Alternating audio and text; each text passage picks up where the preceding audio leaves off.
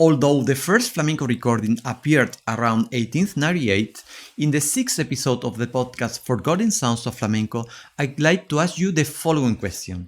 Can we know how the flamenco sounded before the appearance of these first recordings? Have you ever thought about it? Although it seems surprising, the answer is not so obvious. I will give you some clues so that you can have a more precise answer to this question at the end of the episode. Will you join me?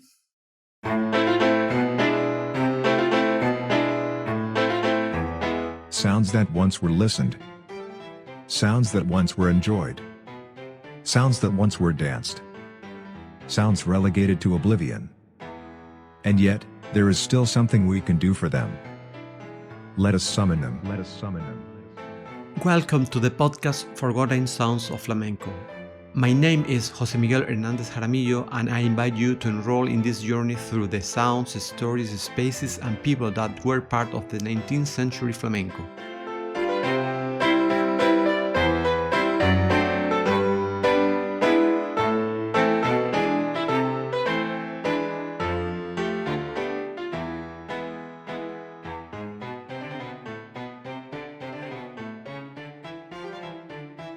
Hello, how are you? What a great topic we have today on the podcast. A straightforward question. Can we know how flamenco would sound before the recordings?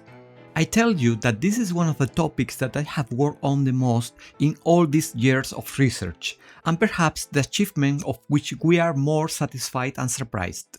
And I say this in plural because Lenny Carolles also worked on this topic. Developing an analytical methodology to approach the knowledge of how popular music could have sound even before the recordings is something unique and has opened to us not roads but highways to understand how musical processes happened in the time of our great-great-grandparents or before. A little bit further on, I will tell you about some of the analytic techniques we use to obtain this knowledge. But first, let me remind you that you can subscribe to this podcast on the leading podcast platforms such as iTunes, iVoox, Spotify, Google Podcasts, as well as on the YouTube channel Sonidos Olvidados del Flamenco Creativa. Well, the question I bring today is a tricky question, and the answer will depend on the meaning we give to the word know. I am very picky about rigor and precision in research matters. If we are referring to knowing the sonic dimension on how a guitar or a flamenco song of that time would sound, it is evident that we will never have 100% knowledge as we could have with a live performance. In fact, even with the recordings, we cannot have the knowledge 100%.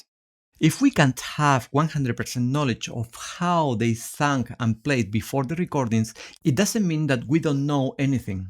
There is a big gray scale in between black and white. Therefore, we can know something about the flamenco of that time, and I'd say in a bigger percentage than we imagine.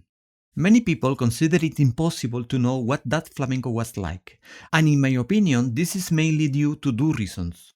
The first is due to the lack of knowledge of the musical documentation of flamenco before 1895, and the second, especially for those dedicated to flamenco research, because they use an epistemological framework with certain prejudices. I will comment briefly on each of these reasons. First, I mentioned that some people are unaware of the existence of musical score and transcription of flamenco music before the recordings. This seems surprising now, but notice that 25 years ago, when the Bienal de Flamenco de Sevilla published my book entitled La música pre-flamenca, it was almost heretical in the flamenco world, at least in my closest circle of flamenco peñas, aficionados, and artists of Seville. Because some people found it strange that I talk about flamenco scores being written in the 19th century. This fact was absolutely unknown 2 decades ago, and for many people it still is today. That's what I mean by the term ignorance. If you don't know the existence of the scores and transcriptions, you may think that we can only know how flamenco sounded with the recordings. I even admit that it was unknown for me in the mid-90s, when I found the first score of a petenera in the appendix of the book Die Cantes Flamenco by Hugo Schuchart, which has just published the Spanish translation at that time. I was shocked. This book was originally published in 1881, and when I heard the score of the petenera, it sounded very familiar to me. It was very similar to the current flamenco petenera, but with a very lively rhythm. You know that now the Flamenco Petenera is a slow and sad song, but this Petenera from Xuxa was cheerful and with a beat rhythm, but otherwise very similar to the current one. As an anecdote, I tell you that this was the beginning of my musical research on these flamenco scores of the 19th century. The second reason why some people consider that it is impossible to know the flamenco before the recordings, it is because even if they know that there were scores of flamenco palos in the 19th century, they do not consider them reliable sources. And this happens, in my opinion, due to a couple of prejudices. The first is due to a position with classist overtones. By classist, I mean associating written music with the elite's cultural productions and oral music with those of the subalternized people, creating a big barrier. Furthermore, under this prejudice, it is usually considered that written music must be an original creation of the person who composed it. I agree that this is a creation, but the term original has many nuances. While in the 20th or 21st century it is common for pieces published in scores to be original compositions, this was different in the 19th century. It was so common to write on a score the melody of popular songs or variations or falsettas of flamenco guitar. The second prejudice related to the first one is to consider that oral music cannot be written down on a score, and this is very common even today. Recently, I have read in PhD dissertations and heard in lectures from people researching and teaching flamenco categorical statements such as, "It is not possible to make a history of flamenco as it is a music of oral tradition," or this one, "As there is no written music of flamenco in the 19th century, we can only know flamenco from the first recordings." Here, remember what I commented earlier, between the black and whites, there are many grays in between, and the oral does not necessarily imply that it was not inscribed in different ways. Well, as you can see, this is one of the many theories in flamenco research that everyone repeats, assumes, and transmits without a critical reflection on the accuracy of it. This is a brief summary of the predominant position on this subject in the current flamenco research. Now I will talk about my position on it. I believe that it is possible to know what music was sung and played with a high degree of reliability. This hypothesis is based on several arguments, and I will mention now only 3 of them. The first of them is that in some scores there are indications from the editor or composer commenting that they have tried to reflect as faithfully as possible what people sing. Today we know that transcriptions cannot faithfully reflect what is being played or sung, but remember the grace. If there is the intention to capture on paper what was if there is the intention to capture on paper what was sounding, at least something was captured. I will give you some examples. Eduardo Ocon, in his collection Cantos Españoles, translated as Spanish songs, published in 1874, say literally the following. As for the properly popular ones that appear in this book, all Andalusian, they have been taken from the mouth of the same people, taking care to copy them from the greatest possible exactitude. It is very clear in this text the intention of Ocon. We can see something similar with Antonio Alba, a guitarist from the late 19th century and early 20th century. In one of his collections of flamenco guitar scores, he indicates the following. I have decided to compile this collection, taking it from the source itself, so that the amateur public can recreate themselves with such sentimental melodies. Well, in addition to this type of direct testimony of how was captured on paper what was sung orally, as Eduardo Con says, as accurately as possible, there is a second argument that for me is even more powerful. I usually perform a musical analysis called paradigmatic analysis in my musical research. It is a type of structural analysis. That's it. I try to find the shared musical structures in a series of pieces of music that are compared. So that you can understand me, we do something similar to extract the DNA of some musical features, such as harmony, rhythm, lyrical structure, or melody, to find out if certain pieces are identical or even related. Lenica Reyes and I have been developing this analytical methodology for years, taking the traditional paradigmatic analysis as a basis and extending it with new functionalities so that we can get what is similar to each other and what is the degree of similarity, for example. Well, after performing numerous comparative analysis during these last years with peteneras, sorongos, guajira, Cuban zapateos, zapateados, jarabes, fandangos, etc., the results of this analysis show us that generally the pieces that we have compared together are very similar to each other. For example, we compared many scores of a Spanish petenera from the 19th century and found that they all have a high degree of melodic similarity. The extraordinary thing is that if we analyze this 19th century Spanish petenera with other Mexican peteneras from the same period, we also obtain a very high musical similarity. There was, let's say, a lot of shared DNA. By this, if we consider that these petenera scores were original creations, they would probably not be so similar melodically. Perhaps there may be similarities in the musical macrostructures, such as harmony or rhythm, but perhaps not so much in a more micro-analysis, such as the melodic structures. However, the musical results tell us that this is not so, but the degree of similarity of the micro level of analysis is still quite high between the Spanish and Mexican peteneras of the 19th century.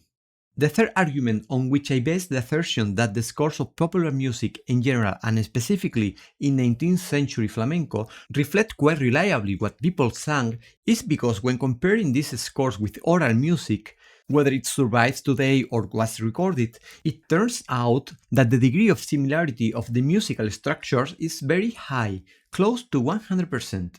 To illustrate this argument, I will compare a guajira recorded in the early 20th century with a score of Antonio Alba that tried to reflect this same cante or song. We will listen to verse by verse how it is sung in the recording and how it was written in the score. If you are watching the video of this episode on the YouTube channel Sonidos Olvidados Etnomusicología Creativa, you will see which notes are the same in both versions, so you can also check visually the considerable similarity between them, and how the music in the score is quite faithfully to what was sung. Let's listen to this guajira from La Rubia. We will hear the recording and then the score.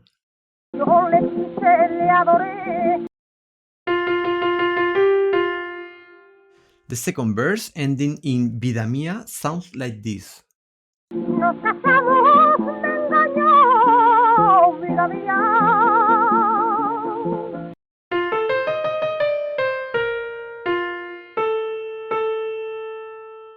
The third verse. Yo le quise, le adoré. The fourth verse is the following.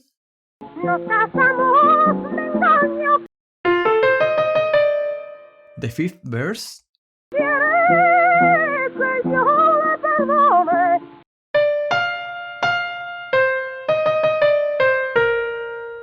And finally, verse 6, also ending with Vida Mía.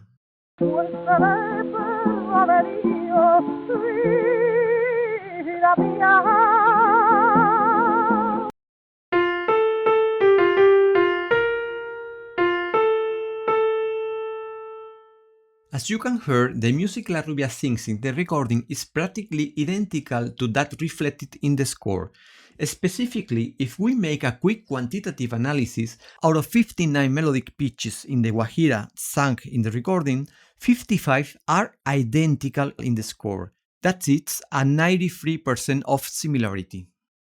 Another even more obvious example is the following. I will play with my guitar a fragment of a granaína from the beginning of the 20th century.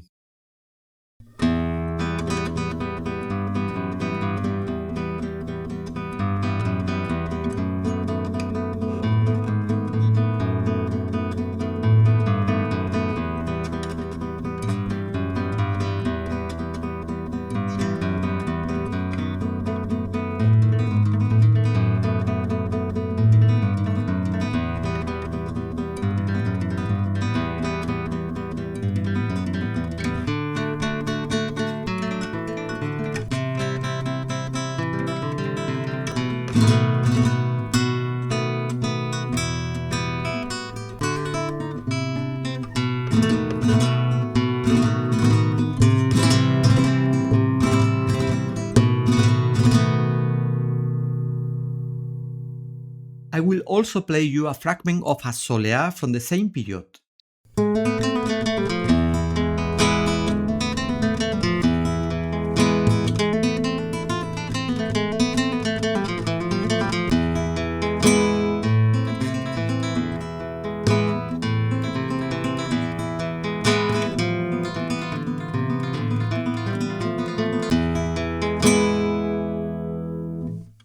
Believe it or not, this fragment I just played corresponds to a score from more than 100 years ago.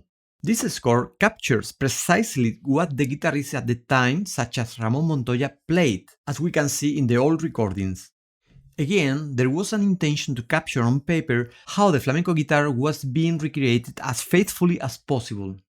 I will tell you that when you do this kind of analysis, not with one, but with several different songs or palos, and you get this kind of result with all of them, you came to the conclusion that it was usual in the 19th century for the scores to reflect quite faithfully what people sang or played in the guitar. Remember that I always refer to the musical structures rather than how this performance would sound. Unfortunately, we don't have yet a time machine to know this. In fact, in my opinion, it would be an exception if a 19th century score did not reflect the music that was sung. Of course, there are some exceptions. An example of this can be found in some works by Francisco Peláez, pseudonym of Felipe Pedrell, who wrote peteneras and malagueñas that did not correspond musically to these palos. In fact, he acknowledged later that he did so, let's say, on purpose. When Lenny Carreyes and I became aware of the integrity and reliability of the 19th century sheet music, we realized that we were dealing with something extraordinary, a tremendous source of information of oral pieces of the past. Isn't it exciting to know how the serranas, the malagueñas, the fandangos, the soleás, the guajira, the polos, the peteneras, the tango, or the sevillanas in the 19th century could have sound? To know which variants were in fashion in each period and to trace how these flamenco palos were transformed through the 19th century? For me, this is exciting. Now you can understand why I love the musical research of this period so much. Well, I hope you have enjoyed this episode, a little longer than usual, but this topic is enough for not one but several seminars. In next episodes of this podcast, I will show many more examples of the magic we can find in these old scores, how they pick up sounds now forgotten in flamenco, and how we can enjoy them again so long after. See you in 2 weeks.